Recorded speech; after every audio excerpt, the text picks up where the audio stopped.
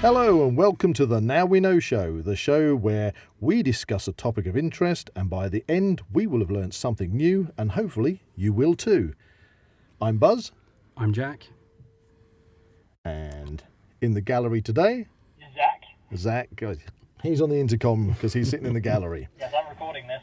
You're recording this. Okay, I'm going to just shut you off now, Zak. All right, bye for now. Bye. Right, so... I've been really looking forward to this particular episode, and I think you have too, haven't you, Jack? Definitely, yes. And it's a special guest one. Our first guest on the Now We Know Show. Special guest on the Now We Know Show, and the subject that we're covering on this episode is everything about Bigfoot. But first, let's ask the computer. Computer, what's Bigfoot? According to Wikipedia, Bigfoot, also commonly referred to as Sasquatch, is a purported ape-like creature said to inhabit the forests of North America. Many dubious articles have been offered in attempts to prove the existence of Bigfoot, including anecdotal claims of visual observations as well as alleged video and audio recordings, photographs, and casts of large footprints. And there we have it, and that's what we're going to discuss. We have in the studio with us a truth seeker and Bigfoot enthusiast, Glenn Sharp. Welcome, Glenn. Thank you for having me. Looking forward to this. Absolute pleasure. We've been looking forward to you coming into the studio and to tell us and our listeners all about the subject of Bigfoot, or should I be calling it Sasquatch? It entirely depends from where you're from. Now, Sasquatch is the original Native American name. Mm-hmm. Bigfoot was coined back in the 1970s, just after the release of the Patty. Oh yeah, the Patterson and Gimlin film. That's right, yes. I remember that well from being a child. Yes, and some interesting stuff has come to light concerning that in the last few years, which we shall get into in a little while. So let's just start off with your own interest. Glenn, when did you start becoming interested in this? Right, back in the early 80s, Mum and Dad, they would, on a Friday evening, go off and do their weekly shopping and leave me and my sister around at my nan and granddad's. Okay, whereabouts was this? In Utah? In Virginia? No, this was in Hertfordshire. In Hertfordshire, yeah, right. So at the time... I'm not familiar with so many sort of Bigfoot sightings in Hertfordshire. No, not many, although my dad, I hope he's not listening, but my dad could probably be mistaken. He's a bit of a hairy guy. Oh, bless him. So there you were. Parents gone shopping. Yeah, and BBC, am I allowed to mention BBC? Yeah, that's fine. BBC Two used to have a monster double bill on a Friday evening. Well, monster movies, yeah. Yeah. Right. Stuff like old black and white films usually. It came from Beneath the Sea. Good old classics. Gorgon, stuff like that. But the one film that really stuck out to me was a film released in 1972 called The Legend of Boggy Creek. I think, I've heard of that. I've heard of that, yeah. I may well have seen it, but because of my age, I've seen so many movies and I'm starting to forget what they're like, which is great because then I get to enjoy them again. Yeah. It's an interesting film. It's based on true stories, apparently, in a place called Folk in Arkansas.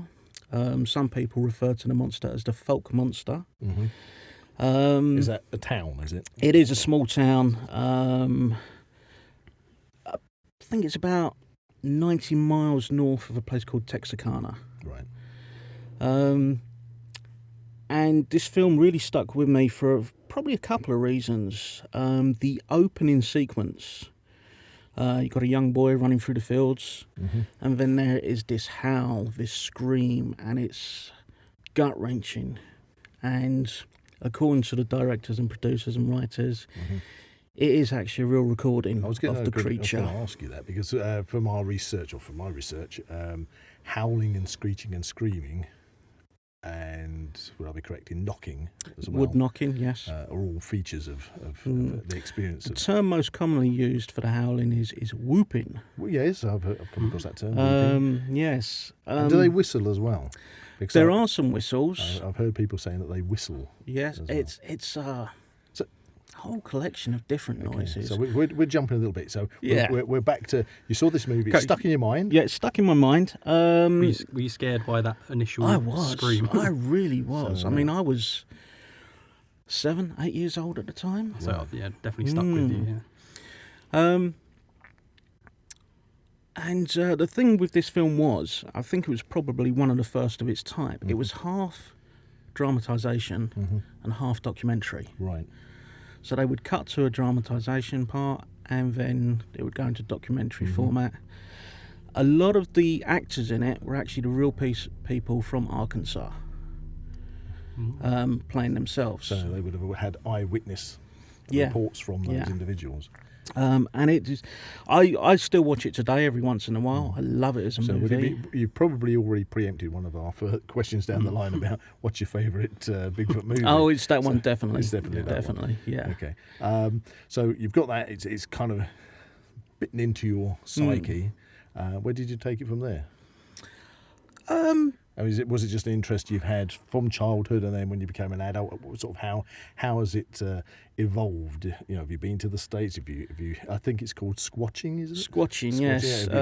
Have you become a member of any groups, or? I am a member of a British group, the Bigfoot UK Research Group, which is a Facebook group. They're quite a new group.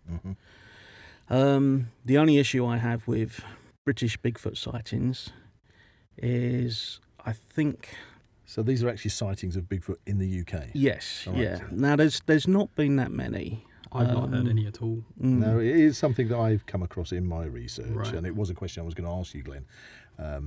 How did you stand on the fact that people have said Cannock Chase is one place where I believe sightings were made of the British Bigfoot. How do you stand on that? I'm open-minded. I like to think there is something out there. However, I don't think the UK is... I mean, we're a very small island. Exactly. Huge population these days, and most of our... if we went back 75 million years... should I say, 75 million years, our little island was absolutely covered in forest. I mean, back when you had wild auroch and mountain lions, polar bear, they found polar bear skeletons in the caves up in Scotland, when the whole of our little island was basically termed as the Great Wild Wood. It was woodland from coast to coast, ancient woodland. You look at on a Google Maps now, and it's patchwork of farmland with tiny, in relation to anywhere like America, tiny little pockets of woodland. I mean, as a woodsman myself, I don't really feel that anywhere, not including Scotland, we don't have what I would consider forests by any means, as you get in somewhere like the States, where you can walk in a forest or a wood in England and you'll come across a road or something in no time at all, whereas in the States, you go out to the Blue Ridge Mountains of Virginia, the Smoky Mountains, you can just get lost. Endless you can forest, just get lost, and it just goes on and on. Yeah, I've been out there, so I know I can see the difference, and it's just things can easily hide in those. It's very difficult for people, I think, that have never seen that kind of vastness of space to understand how vast it is. And I suppose that's one of the things that's always kept my mind open to the idea of Bigfoot, because of the amount of space. Yeah, something could, especially if it doesn't want to be found, could possibly evade detection. Well, the three sightings that I think most notable to me is the Cannock Chase. I'm talking about UK sightings. Yep. And then there's a place just north of Birmingham where there's been some stuff. But the one that really sticks out to me happened in Scotland a few years ago, and there is some photographic evidence. They're not the greatest photos in the world, but Scotland does have large open spaces, large forests. Certainly, yeah. I've spent many years going down what we call Munro bagging up in Scotland, and if you're going to find anywhere in the UK, Scotland is going to be the most remote. I think that's going to be the place. Area. Yeah, definitely. But even so, a lot of the forests up there are again managed forests for forestry. So they have a little bit of ancient forest still, the Caledonian forest, but not on the scale of the States. And the one thing that does intrigue me about possible Bigfoot, or at least something, is some people believe, I don't know if you've heard of the Green Man. Oh, as in the ancient myth of the Green Man itself. Yeah. So some people believe that is possibly some form of Bigfoot. All right. That would make sense with like the the beard and everything, wouldn't it, when you see I mean, normally it's sea presented agreement. as being covered in ivy, Yeah. associated with woodland and oak leaves and such like. Well, there's a belief out there by some squatchers that Bigfoot or Sasquatch, they are able to have a natural chameleon effect with the forest. So they are somehow managed to change their appearance to match leaves and foliage. Well, I've not come across that, but I have come across and listened to a lot of eyewitness reports where they say that because... See, this is one of the things I wanted to bring up with Glenn when it comes to the different colours, because there are ones that are reported to be jet black, other ones grey and black, other ones even ginger. And Ginger is actually one of the most prominent colours, and not a lot of people realise this, but... and this, I'll cover this in a little while about one of my theories of what Bigfoot could actually be, and it relates to the red hair. well, when you consider tigers, Yeah. they are basically what colour would you describe as a tiger? Black stripes and Orange. which is, you'd consider that as to be a really kind of unnatural colour within A jungle environment. Yeah. But Yet it works. It works. Yeah. They can just disappear, and if something is standing still, You'll walk straight past. you're without walking even- straight past, and you're not without looking for paying anything as attention. well. You're is not it? looking for it. And I mean, when I'm out in the woods myself, I do a lot of bushcraft. I'm out in the woods. I can have dog walkers, and they'll walk past me straight. Well, I'm sitting there having a cup of coffee, and they just don't see me. Granted, most of the time I am wearing camouflage. Yeah. I like my camo simply because I blend in, and that means sitting there nice and quiet. The animals get used to you. You just blend in with the background surroundings, and you get to see more of what's about. You see, but when it comes to humans, most humans are just oblivious to what's around. They'll walk straight past you, 5 feet away, won't even notice. So coming back to your fascination of the subject, have you actually travelled to the States at all? I have travelled to the States, not really had the chance to do much. So you weren't over there purposefully squatching then? No, not as yet. Okay. That is the ultimate plan. I will get out there at some point. Right, well, I want to talk to you about that a little bit later on then. So what about you, Jack? What are your feelings on Bigfoot? I've obviously seen the famous Patterson footage. Gimlin film, yeah. Yeah. I have watched a documentary on it a little while ago, and I was kind of sceptical because the documentary did seem to argue the case that it was a man in a suit, which is obviously what the common kind of thing is. Well, that footage, unless I'm mistaken, came out in 1967. I think it was taken in It was the 1960s. 60s, yeah. And I saw that back in the early 70s when I became aware of it. And for me, when it came to Bigfoot, I didn't really think about Bigfoot. I mean, back then we only had 2-3 channels on the TV. Yeah. You know, it's only when the odd thing came up. It was probably the emergence of that footage around the time of, I know this is going to sound a bit odd, but back in the 70s, our superhero was the $6 Million Man. And there was an episode where the $6 Million Man meets Sasquatch in the forest and has this epic battle. And as a kid, you're watching, Steve Austin is, so it was Steve Austin, wasn't it? Yes, it was Lee Majors. Lee Majors playing Steve Austin, having this epic battle with Sasquatch, and it's like, wow. And Wasn't it a robot in the end? turned out to be a sort of cyborg or something. I think in the battle he rips its arm off, and it was like amazing. And then of course, just a bit, I suppose it's a bit like with the Loch Ness Monster, things all sort of come out at the same time. They get regurgitated. Yes, yeah. So that footage came out, and I've looked at that footage over the years. And there's been a chap who said he played the part of the Sasquatch. Bob Hieronymus. Was that his name? Was it? Yes. Did he know the two? Was he a friend of the two cowboys that took the footage? They lived in the same town. Right. He was supposed to have been paid $1,000 to do it. According to him, he's not been paid. Right. So how did that sit with the two cowboys that took the footage?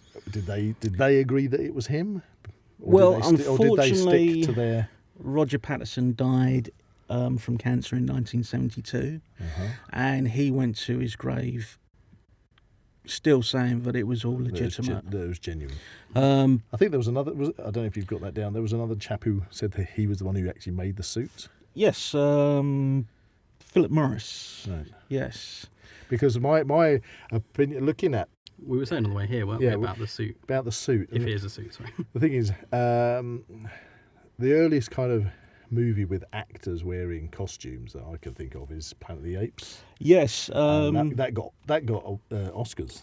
Yeah, I'm sure. it did. It did. 1967 as well. But if you look at compare the suits, the gorilla suits, the makeup that they use which is great in the film. It is. You know, It love won those Oscars. movies. Yeah, I love those movies. But then you go back and look at that original Bigfoot footage, and you look at when it's been cleaned up and zoomed in on. You can literally see the muscle. Yeah, structures, it's going to be one of the the things I was going to definition. say. Is For me, that's I'm open-minded. So for me, I like to be analytic about most things, and we did a previous podcast about flat Earth, and we've left that open and to see what people think and such. But I've never seen the pyramids of Giza. I said that I haven't seen the pyramids of Giza. I know they're there. If I needed or wanted to go and see them, I can see them, and so I tend to. So I know it's something I can see. Bigfoot, I don't know I can see Bigfoot, but there is such a lot of evidence. There's a lot of evidence that just it's a bit, iffy, but there's some evidence that seems so compelling that it would lead me to believe that maybe there is something behind it. And looking at that footage, the muscle structure and the way the muscles moved underneath the fur when it moved. Yeah. So I think you're talking about the 4K restoration. Yeah, I don't think you could. I just don't feel a suit, especially in 1967. Also, would have it's that also effect. implied that it's an amateur who's made it. If you know what I mean, it's not a big production company like you say. Yeah, that's right. I mean, it's two Planet of the Apes. guys out on their horses who say, "Hey, why don't we go and do this?" That would take a huge amount of. I said as well, you'd want to show it off more. Yeah. If you had a suit that realistic, you'd want it to be seen more. You than could just that probably. little. I mean, if you had the initial interest in that footage, and then you actually exposed it as being. Yeah. Well, no, we made it up. And actually, look, we've got the suit here. You could probably do a tour. See, put the that suit and make loads of money out of it, couldn't you? Exactly. Now the suit has never Never come never to light. appeared, never come to light. Now, some special effects artists were approached with this video and said, "What do you think of this?" And most special effects artists have turned around and said the suit would probably cost thousands to make back then. Yep. That's not the kind of money Patterson and Gimlin had. They did not have that kind of money to I would spend. imagine even just buying a cine camera at the time. Yeah, that was. Well, they actually hired it. Did they? Yes, and then a warrant was issued because they took it back late. I didn't know that. So Yeah. Would they have made money off of that footage? Do you think they would have? Well, that was they were actually out there doing a Bigfoot documentary.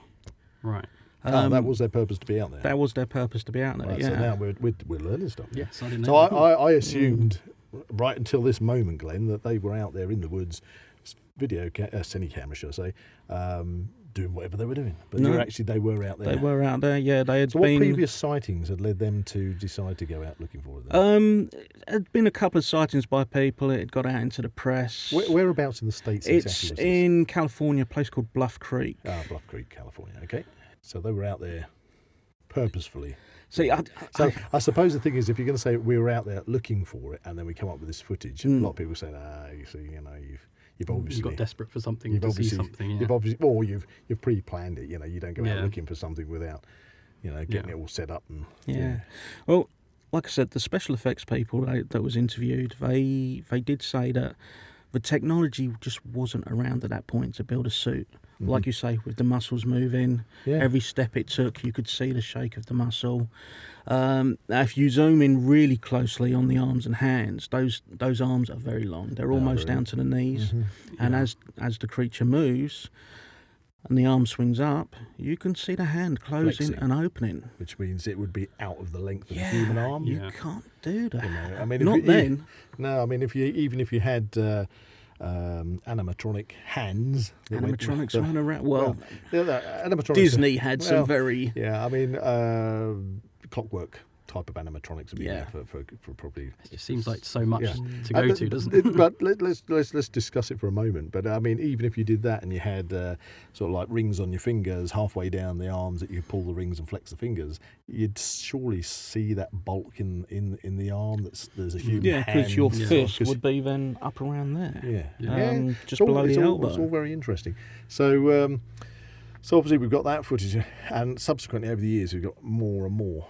So some of the footage I've seen over the years, very sceptical, but there are some which are just incredible.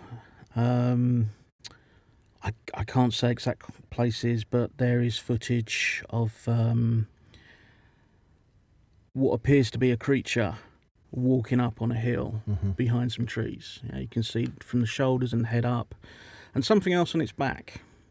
And all of a sudden, out of nowhere, this thing on the creature's back jumps off up into a tree and starts swinging around in Do you know, a I think tree. I might have seen that footage. Did they come out about 3 or 4 years ago? Yes, it did. Yeah. I need to see that. I haven't seen Yeah, that. you haven't seen that one. No. Yeah, I wasn't sure. And the way I know it's again, it's difficult because I kind of on this subject, I'm living in that middle ground. You know, not convinced, but then I'm finding it very difficult to not think that there is something behind all this. And of course, we've moved now well into the years where we've got CGI, which obviously they didn't have back in 1967. So you know, there's a very convincing CGI out there of things. I suppose leading on from the video footage, which never is crystal clear, it would seem. The same with photos. Why is it, Glenn, that people just don't seem to be able to take a photo these days when people have got top quality digital cameras? They've got literally cameras on their phones, Zoom lenses, and even using trail cams. Although I have heard on the trail cams that I use trail cams myself, and I do notice that some animals, foxes and things, they kind of like they know they're there. They seem to be able to see the infrared. I would say on a trail cam definitely, but obviously on normal cameras you don't have that infrared. So with normal cameras, I think it comes down to a couple of things. Firstly, the average person doesn't know how to use a camera properly on a cell phone. I suppose as well, if you're not expecting to see something, you're not going to line your camera up and get it perfectly every time. You might be scared if you've seen something. And that's the second thing. Yeah. A lot of these people, they're probably scared if they don't know what it is. Even if it's a bear. Yeah, you're not sticking Well, around. I mean, you're going to be scared. It is something. I mean, what do we have to be worried about walking around in the UK? A badger. You know? Yeah.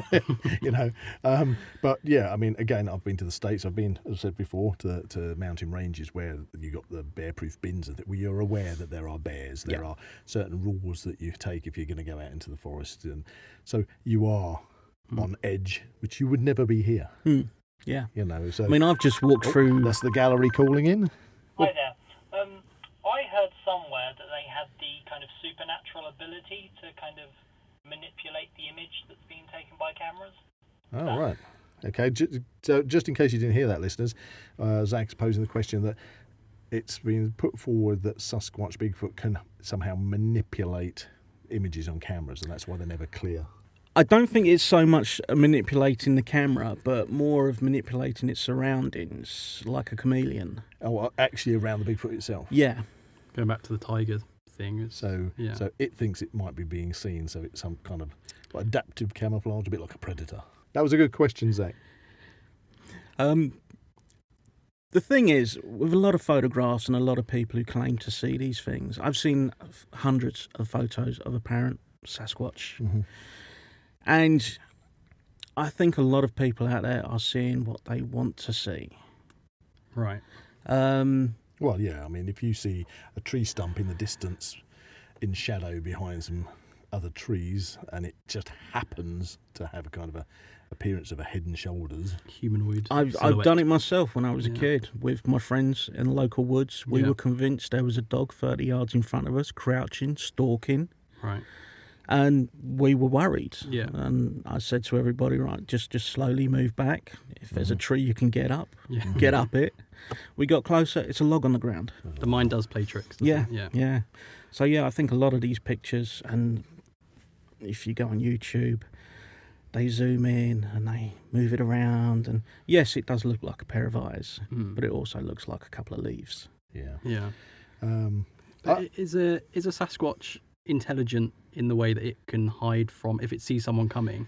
I think they are very intelligent. so Right. would you put them on the same intelligence as a human being intelligence, or are we talking sort of primate intelligence? Or are we talking intelligence that is beyond what we know? So if you look at the evolution of man, first off, I mean, the very early primate, as it was starting to evolve into what we know as modern name now, the prehensile. They worked on all fours. They had a tail. They had ape-like feet, so a hand, 4 hands, not 2 hands and 2 feet. That went on to the Antipithecus. Now that started to walk upright. Long arms, still had a long tail, still had the ape-type feet as well. The next step in evolution, the Gracile, I can never get this right, Gracile Australopithecine. Right. That was a social animal, very curious. They started grouping together to form groups for protection. I would say safety in numbers, yeah. Exactly, yeah. Now, the next step on from that, Homo habilis, which went extinct approximately 1.9 million years ago, they started using tools. Now, I think it's somewhere in between those two, but it's possibly, just one possibility, maybe a certain strain of DNA What do you mean? This is a stopped different branch? evolving there. Right, so this is a different branch. Yeah, What, being isolated in certain pockets? exactly. So Now, it's if you still look one at the... one of our cousins, but not. Yes, human, if you yeah. look at the... As we would see a chimpanzee, is Yeah. what we're saying. Yeah. It's a cousin. Yes, yeah. Right, Yeah. okay. If you look at the park areas and the wilderness out in America, a lot of people don't conceive how big they actually are. Yeah, I touched briefly upon that earlier. Yeah. It is a huge space. There is... When you're used to living on our little island, Mm. and I would have thought, well, yeah, most people, you're kind of in your zone, but it's a vast tract. Yeah, the second largest reserve, the Yukon Delta, which is in Alaska. You can fit the entirety of the UK and Ireland in that nature reserve. And that's one of the reasons why I believe that it exists. Okay. Somebody could disappear into there, no problem. And they could live, if they knew how to live off the land. Never come across another. Yeah, Exactly, another living, yeah. So that's a good point. So if we take it that Bigfoot are a creature that exists and dwells within deep forest zones, what do they eat? What do you know? Do they leave any spore? Do they leave any carcasses or anything? The general Are they just plant consensus... eaters? Are they omnivores? The general consensus is they are now omnivores. That's how they evolved. I mean, bears, you can see bears will do bear scratchings. Bears rub themselves up against trees and things, so you can see all the hair stuck to the trees. You know, are there any kind of... Sasquatch are known to do that as well. actually, that brings... Yeah, because they do... I have heard reports of... I don't know the correct term, maybe there is a term you can tell me, maybe not, but the dwellings, yeah. The dwellings, yeah, these kind wood of structures. wood structures, yeah. I have myself actually seen some of these in the UK. But yeah. you just can't Isn't that discount them isn't as that kids isn't that building just a the camp. kids making... Exactly. I used to do it when I was younger. What in the bushcraft we call that a debris shelter. Yeah, yeah. The only difference is ones that have been found in the States, they are huge. From what I said, well, not from what I said, but from what I read, with the some of the branches and trees that have been bent over to construct them. A normal human can't do that. Exactly. Yeah. The And strength required bark just- scratchings, too high to be a bear. Yes, bears can climb a tree. Yeah, but the construction of these things would not be something a bear would do. No. There is a purpose behind the structure. It looks like it's being made for a reason, but out of materials that even the biggest chap would find it very difficult to bend and break these trees over to do what they've done. Yeah, and going back to the intelligence thing as well, there has been found what they call markers, which is possibly Sasquatch marking out its territory. That's what sort of markers are we talking about? Um, And most animals, From what urinate I've- and things like that, you know. no, from what I've seen so far, the evidence, it's usually a Y branch stuck into the ground, sticking up. So like a catapult. Yes, You know, yeah, that's been- and people keep finding these, and it's always a Y branch. okay. Any reason for that? Do you know? No idea. No speculations. What I can say is people have reported that once they pass these Y markings, they've had encounters where, and this dates back hundreds of years as well, rock throwing. Yes, I've again. Have you come across that, Jack? In your Well, one of my questions was, are they known to be violent? That's a great question. And funny enough, in Vietnam, they have creatures which they call rock apes because they are well known for throwing rocks. are these actual? Are we talking about a similar thing to? We are, Bigfoot? yeah. So again, something that's not been proven to exist as such. Yeah. So okay, we're sort of jumped a bit. Yes. On some really good, great subject material here. You mentioned Vietnam. Talking about Bigfoot, is that the same as what we would consider to be a Yeti, like in Nepal? So- Are there different ones around the? Yes, you've got the rock ape in Vietnam. You've got the Yeti in Nepal. You've got skunk ape, which is mostly in the southern states of North America. I've heard of that term. skunk ape. Yeah, That's not I've one heard I've of come that. across. Yeah. The reason it's called a skunk ape is it smells bad. It smells real bad. A lot of the reports that I were listening to from eyewitness reports, they did. Not all of them. Some of them said there was no smell, but a lot of them said that there was an absolute chronic stench Yeah. that was left behind. So going back to the violence, is it a case that if you come across a Bigfoot, will he run or will he attack you? Have Most people been known to be attacked by? Yeah, most people will say they are only attacked if you cross into their territory or Right. if you upset them in some kind. Okay. Now, funny enough, I only really came across this recently, but there was an incident in Russia quite some years ago at the Dyatlov Pass. I don't know if you've heard of this. I have heard of that, yeah. And it's a bunch of Russian hikers went up to the mountains for a few days. There has been a film made, I think. I Quite a believe low there budget has, one, but yeah. Now, the film was made before some photos were released by the Russian Interior Ministry. Right. And they released the last few photos, which included some of the victims. Oh, so these people were attacked. I think it was a group of 7. There was no survivors. Right. And so- obviously there's the official word I was that the gonna say, how do Russians we have know said. this was did they have a local terminology for their Bigfoot? In Russia, it's just known as the snowman, Right, so the snowman or the Russian. supposedly speak in this Russian, instance has attacked and killed 7 hikers. Yes. The Dyatlov Pass. Okay, so Yes. how do we know that it's just not they've come across off the top of my head a bit like Deliverance? Well, I met some locals. funny out enough, Russians being Russians at the time, first thing they did was blame the local natives, the Mansi. Right.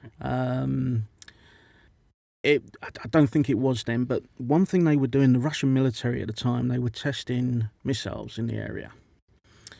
And some of these photos released was of some strange lights in the sky. Some have said it was possibly testing a 2-stage rocket, and this was the rocket coming apart. Right, and then what did it somehow hit and collided with the group of hikers? No, it hit and caused an avalanche. Right. Now that's the official Russian And the avalanche is what word. killed the hikers. That's the official Russian. Russians don't cover version. anything up, though, do they? So They're very honest one last He says with a very big tongue in his cheek there. one last photo Mm-hmm. was released, and it gives me chills just looking at it. Can you describe that? I can. So you've got 2 hikers posing for this photograph, and then further up the hill.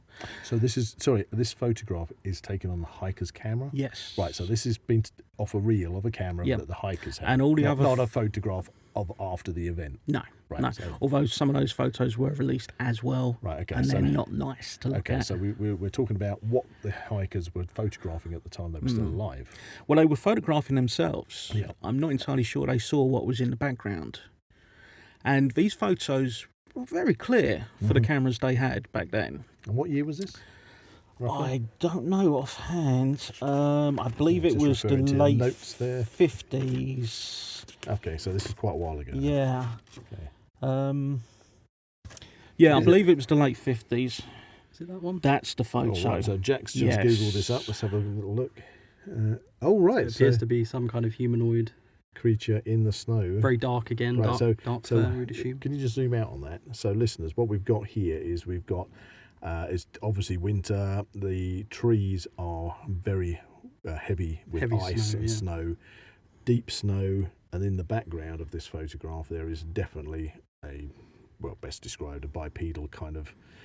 It does look very much like that Patterson. Yeah, like a Patterson. Yeah. You could even traditional say in kind that of- traditional pose. Yes.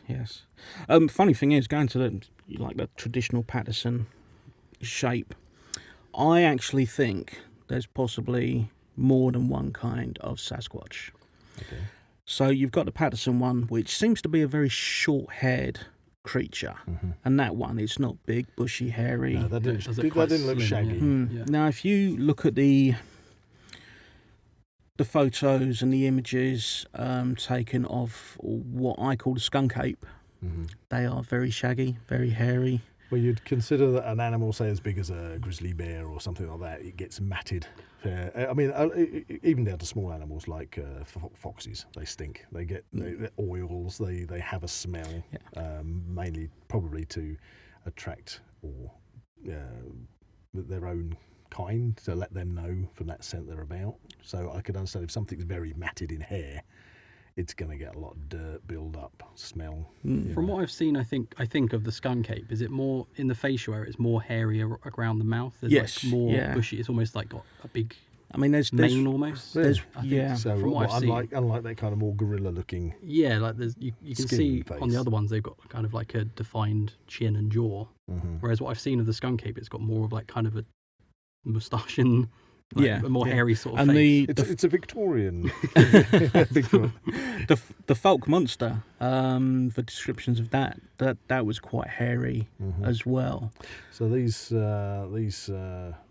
the official Russian report on these hikers was the landslide. So what are you saying about that photograph? Shows that there may have been something in the background. The injuries reported to some of the hikers Yep.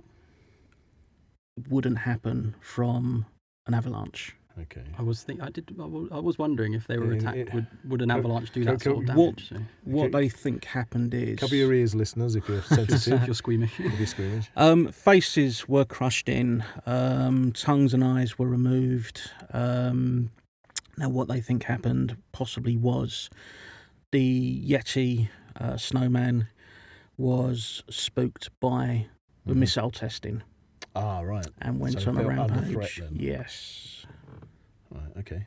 And that's what caused this attack to happen. Also to note is the amount of disappearances in national forests in America. Have you ever heard of the 411? The 411. What, the route 411? No, Or it's just, a book that was released quite some years ago, and the reason it was called the 411 is because that was the amount of unexplained disappearances of people in Oh. national forests. Oh wow. Obviously, that number has gone up a lot. 411. Basically. Yes. 411, right. Okay. The U.S. Forestry Commission, they're being very quiet about it. But do we know how many years these disappearances on this just stick with the 411 over what time period?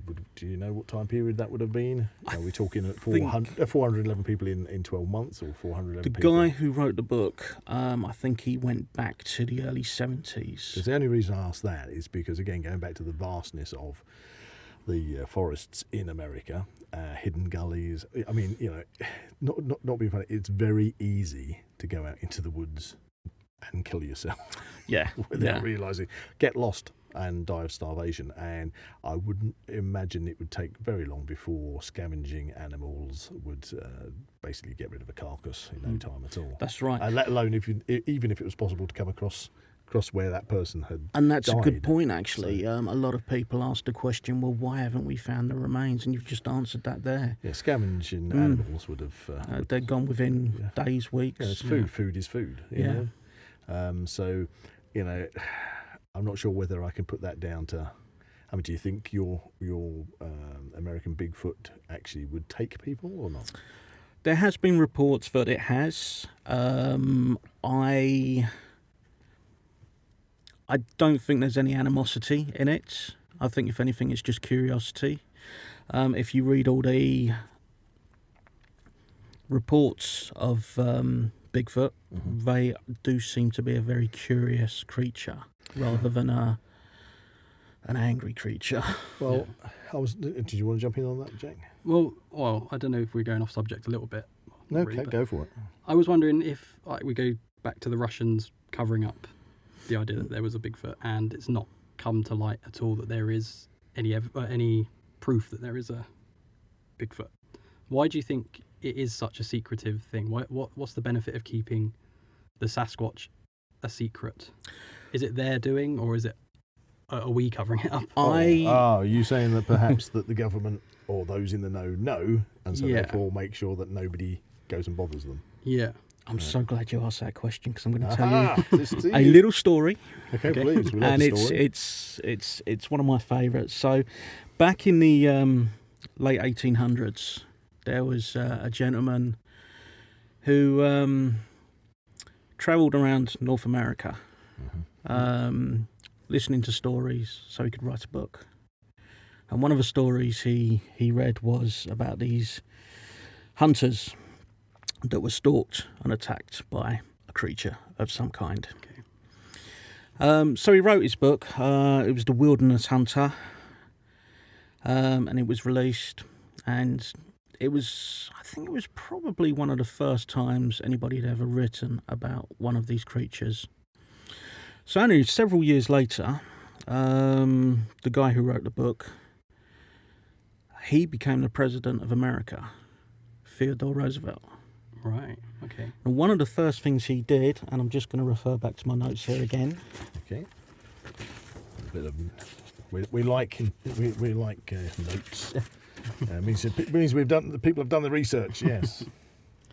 Right. So one of the first things he did was write into an executive order 230 million acres of forest land and wilderness in America to be protected. Right. So now we're starting to see the kind of 150 preservation. national forests were set up in 31 different states. Right. So do you think he knew something, I think he knew. and they decided we need to protect these Yes. creatures? We'd keep them a secret. Yeah. Mm. Interesting. Also, to add to that about protecting the species, 1980s, Mount St. Helens volcano in North America. We all remember that. Members of the Fish and Game Wildlife Service and the National Guard, quite a high-ranking member of the National Guard, Back to the notes. Colonel Merle Gorton, Okay. has gone on record to say that when they went in to do the clean-up, they found dead and alive Sasquatches. Right. Wow. Okay. Okay. So what happened to these? I'm guessing they were put into some kind of protective... Right, off with the Ark of the Covenant. Yes. Okay. Yes. But yeah, it's just so many people have come forward now talking about that particular incident. Is it more in the last kind of, how long would you say it is since these stories have started to, is it been since the 60s? Was that the first big one? Or were there cases before those, like you say, in the 1870s? Or was that the first one that kind of put it in the public? I would say on the public domain is what you're talking about, yeah. But just if I can just jump in there, I mean, I know that the Navajo Indians have a tradition talking about, I don't know what their name, well, that's their Sasquatch, would have been Sasquatch. is what I would call it, yes. Would go back by word of mouth from generations. So, But also on top of that, so it's probably for modern media is what we're talking about. Yeah. So. well, going back to that with the Navajos and Native Americans, cave paintings depict something resembling Sasquatch totem poles, carvings of what looks like Sasquatch have been around for hundreds of years. And going back to what you said about the Green Man as well, that's Exactly. something that's been... Well, they're gargoyles on Yeah. churches Yeah. of the Green Man. Yeah. So It's all got to come from somewhere, isn't it? Aborigines, they have cave paintings as well of what they call the Yowie. Yes, I've heard that name before. I have that written down, I've heard actually. that, yeah. I'm going to refer to my notes while we continue to talk. But that would be an interesting one because obviously Australia being completely by itself until the Westerners found Australia. It's got its own indigenous people and the Aborigines, and so therefore their culture and their mythology would have been untainted from.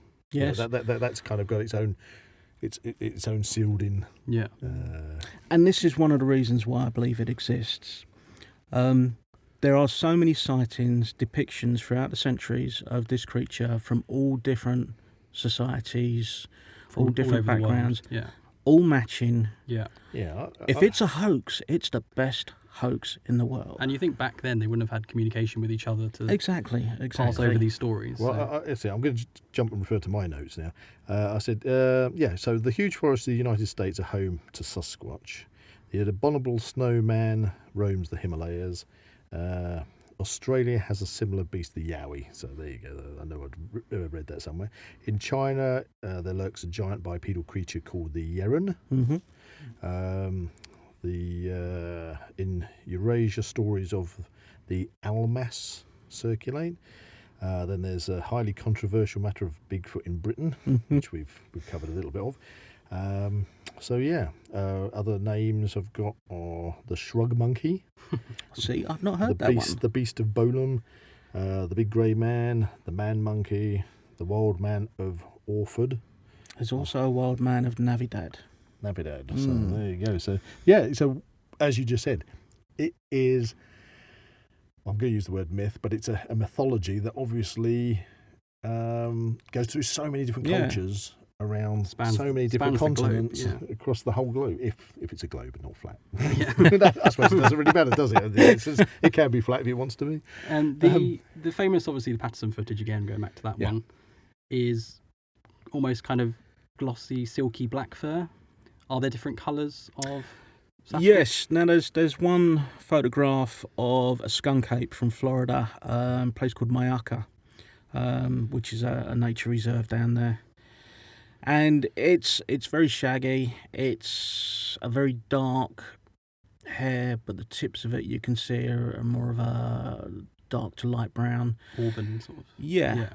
But it's also got, I don't know if it's an age thing maybe, but around its mouth, it's white. I noticed that the picture I've seen of a skunk ape has Sorry, I haven't seen it. So was this a hand-drawn picture? Describe what No, it's a photograph. It is a photograph. Yeah, photograph. it's got almost like a white Fu Manchu style. Yeah. So somebody took a photograph of it. Okay, I'll have to look into that one. And the eyes, they're glowing. Right. So that is something from the Navajo. The eyewitness reports from Navajo Indians did tend to refer to it having sort of like sort of orange to red glowing eyes. Well, I think this was more from the flash from the camera. Right. Okay. But they, I was mostly interested. I mean, I've been through over the past couple of weeks waiting for you to come into the studio. I've been going through quite a lot of eyewitness reports that I've quite enjoyed listening to be honest with you. But the most compelling ones I've come across have tended to be the ones from the Native American Indians. Yeah. And that there was one lady who said that she had visited her grandmother.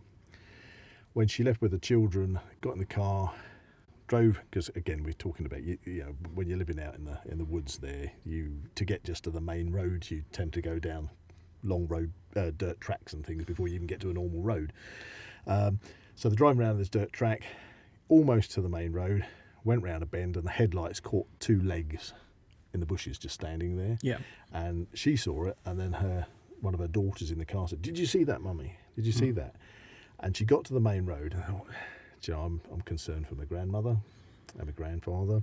So she turned the car around, she went back, she pulled up, she could see the grandmother at the curtains, these Navajo Indians, as I say, and she was probably wondering why have you come back. It was night time, so she said, "Look, kids, stay in the car, lock the door. As soon as I get out, lock the doors. Don't, whatever happens, don't unlock the doors. I'm going to just make sure your grandmother's okay." She ran over to the house. Grandmother came out and she said, "Look, I saw this thing. You're not going to believe me. I saw this thing." And the grandmother was, "Oh, that's fine. Yeah, that's Fred. That's fine. Don't worry about it. I'll put some apples out. They don't bother us." And it was like, what do you mean they don't bother you? No, don't worry about that. That's fine. They never bother us. So up until that point, the girl had Oh, wow, not seen yeah. anything, and then when she confronted her grandparents, she said, yeah, it's not just a the normal it's just thing, the yeah. normal everyday thing that we get around here. Talking about the apples, giving them the apples, there's been a long tradition from researchers, and when they will go out into the woods looking for Sasquatch, they will take gifts, and they will place them on a log somewhere, go camp for the overnight, come back, and the apples are usually gone. Quite often they will put them at a height that deer and So fox. that would be kind of an example of somebody having to reach. Yes. And on more than a few occasions, something has been placed there in return to say thank you. Right. Sometimes pebbles, sometimes feathers. None of these wow. sticks you mentioned. Not the Y sticks, no. The Y sticks. Yeah, I'm wondering about those Y sticks. Do you think they are? Do you think they're like a territory marker to I think tell other so, Sasquatch because- that yes. you've come to the edge of my territory? Yeah, more than anything else? Because I think going back to the evolution of man, when they started grouping together for protection, I think that Sasquatch does that now. I think they do not necessarily stay in large groups because they're more likely to be found if they do Well, I was that. gonna say, But if they meet up, If Sasquatch are a living, breathing creature, they need to breed. yes, That means they need to have males, females, children, and they've got to have some kind of, if you look at other animals, humans tend to bunch together in groups, and then you might have other animals like a pride of lions, lots of female lions, but one male lion.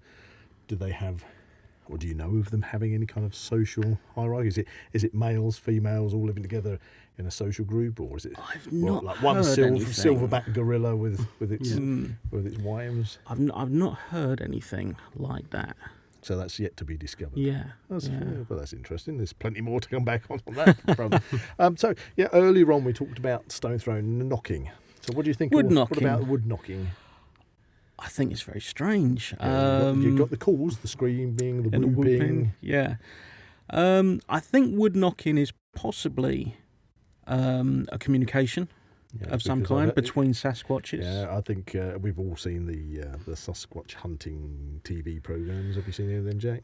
No, not Oh, right. personally. Well, they usually have them on D-Max or something like that. Finding and, Bigfoot. and they tend to It's one of them. they'll bang on a tree and then see if they get a knocking back. Yeah, if you go on on their website, you can actually buy one of their official wood knocking baseball bats. That again, that again implies the intelligence, though, doesn't it? The Yes, fact that you can yes. almost, to a certain extent, communicate. But I think communication goes beyond that. Yeah. Now there is a recording. I'm hoping you'll be able to play it. Was that one you sent through to us a while Yeah, ago? from the 1970s. The Sierra Nevadas chatter. Right, okay. I'll see if I can punch Some that people refer it to the samurai chatter. up. Okay. Let's see if I can find that on the phone. So while I'm looking for that, what about the stone throwing? The stone throwing, I think, most of the time it's just a warning. Stay away. This is our territory, sort of thing. Yes, yeah. Very rarely have people been injured from that. There was one incident from the late 1800s, early 1900s, where a group of miners were trapped in a cabin overnight and they were absolutely bombarded by large rocks. Yeah. Wow, yeah. And the place is now referred to as Ape Canyon because of that Because incident. of that, yeah. Yeah. Wow. Okay. Have there been any accounts of people being injured by a Bigfoot or a Sasquatch? Well, we've and obviously been to the Russian one, but but living to tell the tale and having kind of There's been the a couple story of that. people that have said they've been dragged around. Right, and their explanation was a Sasquatch. Yeah, it's okay. I've these got have it now. mostly happened Right, at okay. night. Okay, gentlemen, Right, I've got yeah. this. Let's have a listen. Okay, it's just coming up.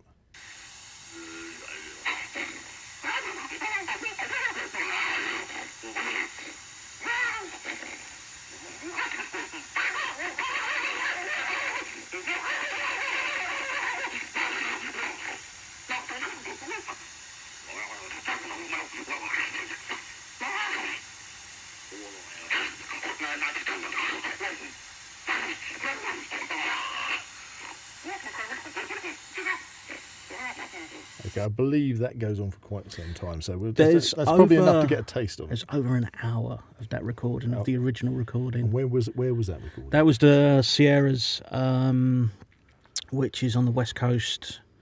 Large forests and mountain area. Yeah, that's all I really know about it, to be honest. I know they took some professional... So what kind of research has gone into that? Because I've got to say, that sounds quite unbelievable, the chatter. Right, so it's been analysed by primatologists. They have said it's not a primate. It's been analysed by other sound technicians who have said that humans cannot make that noise. I've tried. Okay, well, that's actually leading to another question I had for you. I'll come back to that in a minute. Okay. But you reminded me. So you've tried and not managed to do that. So what are your thoughts on it? My thoughts is I think that is Sasquatch communicating with other Sasquatch. Now, if you listen to the whole thing, So you can hear ones that are closer and ones that are further away. I did hear, there did sound like something else replying almost in a way. How was that recorded? Did somebody leave recording equipment out No, overnight, it or was were they actually there? a group of researchers that went out with specialist sound equipment. I'm not a sound engineer in any way, but I'm sure you know the guns with the big satellite type thing on it. Yeah, they had some early versions of those, and that's how they picked the audio up. Okay, so But if you listen to the whole thing, you have actually got noises made by the researchers to try and get a rise out of the other Sasquatches. To imitate, yeah. Fair enough. So that's Sasquatch chatter. Mm. Awesome. So to the stone throwing, do you because there's lots of reports of people having stones thrown at them, so I'm taking that's kind of, do you think that's a get off my territory type? Absolutely, yeah. Again, going back to one of the reports that I listened to from a Navajo lady, she said that her and her husband and the 2 children had moved to a farmstead. I think that was in Virginia, and she kept hearing noises. Now, that she didn't say what the noises were like, but she said that she kept hearing noises, and she had no previous thoughts or about the fact that what could be Sasquatch or Bigfoot. So she just jokingly called the woods around the house the monkey woods, because she said she kept hearing these kind of things. And she went on to say that she felt that perhaps because they'd moved to Virginia, that maybe there was a native bird or something that made that kind of noise. And so she researched, couldn't find anything like that. And then things started to happen because she said they bought their son, there's a son and a daughter, they bought the son an air rifle for Christmas with some targets and set him up with them to shoot. And she said they didn't want him shooting at the house, so shoot away from the house. So he was shooting towards the tree line to hit the targets. And stones were getting thrown out the tree line at him. Yeah. And her husband, who was obviously working on the farmstead doing this and that and other, and she described how, because obviously a man's a man, and when you're out working, you take a pee, that he would get stones thrown at him. But she didn't, neither did the daughter. And she felt that perhaps the Sasquatch were considering that he was marking their territory by having a pee. Yeah. And that found that the boy was threatening. So that the males in her family group were a threat to what was living in the woods. And she went on to say how both children would have knocks at their windows in the night, but after the air gun incident, it was the boy that was getting bangs on his window, and they switched the 2 children to different rooms, and it was still his window that was being targeted. And so until they were teenagers, they moved in and lived and slept in their parents' bedroom. So whether this is true or not, I don't know exactly, but it does sound very territorial. Yeah. You know, the stone thrown is get off my land. Right, going back, this is interesting. You're going to have to forgive me for this That's one, all right, Glenn. that's all I'm right. going to jump on you with this one, but you with the chatterings, you brought this to my mind. You've said to us before that you were thinking about going on an expedition to the States. If you were on an expedition, if you're in the woods, are there any calls or anything you could do that would attract? I think I could do a pretty good whoop. So I know. So bear with me on this one.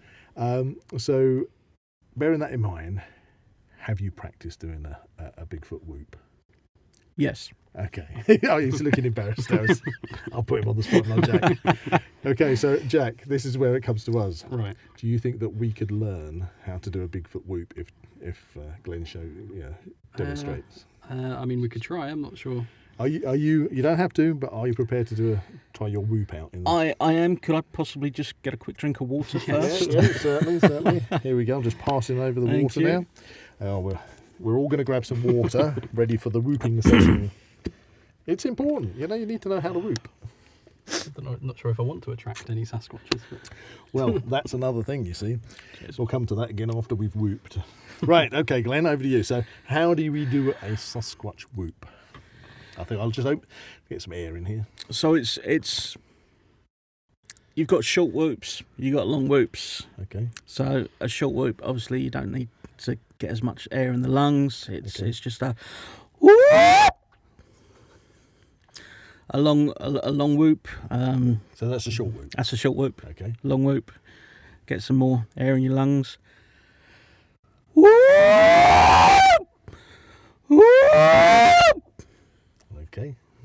So I'm not going to try that. You're I not feel gonna like try. I'll lose my voice. okay, so short whoop. Can you demonstrate the short whoop again? It sounds very guttural from the. Yes. Yes. Yeah. Go on. Yeah. Whoop! Okay, let's try this. Okay. Whoop! It's good. That's good. Yeah. It's good. Was that good? Yeah. Yes. Okay. Okay. Now demonstrate the long whoop. Okay, I'm going to nail this. Whoop! That it. Right, okay. Sorry. I was waiting for a second round. Whoop! Don't think that was as good. No, it's all right. That Well, was this right, is the yeah. thing. Right, I mean, I'm feeling I'm gearing up now for a bit of squatching. it's the chatter that I would really like to be able to simulate because, as I I'm say, not going to put you on the spot. the Okay. scientists, they don't think it's human at all. That's interesting. And I'm inclined to agree. Now, I've been in a forest with wild apes, Uh-huh. and they don't sound like that at all. I was in South America. I thought you were going to say Stevenage. South America with the howler monkeys. Oh, yes. And they they really are do just whoop, they do. yeah, but there's still nothing like what. Because they've got quite a big air sac on their neck, haven't they? You see it going in and out and in and out. Yeah. Yeah. So, have we got any other areas that we've not covered, Jack? What are your personal Bigfoot theories? What's your go-to kind of? My personal theory is, and it's shared within the community. Now, if you go back 300,000 years ago to Asia, they had a member of the primate family called Gigantopithecus. Now, its modern relative would be what we call the orangutan nowadays. Difference being Gigantopithecus grew to anywhere between 12 and 15 foot tall. That is big. It is huge. Now, there are very few remains found of this ape. Most of which, Bigfoot reports say about 7 to 7.5 to 8 foot. Yes, So this is why I almost think twice it's the size of that. an evolved version of Gigantopithecus. So, yeah, it was very, very big. It was vegetarian, only ate plants, and they found a couple of partial jaw bones and a lot of teeth, mostly in China. They would have been huge as well, wouldn't they? Surely. Exactly, and that's what they've done. They've extrapolated the size and came up with this 12 to 15 foot tall. Now, obviously found in China, these remains, but 300,000 years ago. And let me ask you this: how far away is Russia from America? Not very far. You can walk. You can drive to it in the winter because the Bering Sea freezes Exactly. Yeah. Now, But I will point out most people don't think of it that way. yeah, Because of the Yeah. traditional The map. traditional flat, and you've got a back couple of of the flat Earth. Yeah. you've got a couple of islands in yeah. between. Yeah. So yeah, 300,000 years ago, the Ice Age was an annual thing. It was just a winter for them.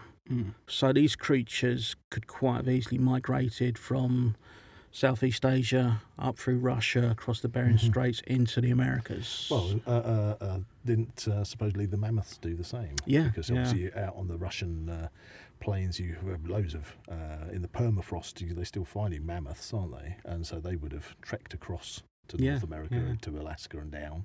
In fact, there is a picture, I forgot to look it up actually beforehand, but they did find what looks like an ape of some kind in a block of ice back in the 40s or 50s. Sounds like a Hammer horror movie. It really does. It really does. I know I've got a bunch of cryptozoology books at home, and it's got this one picture in it of this ape in a block of ice that they found. Oh, wow.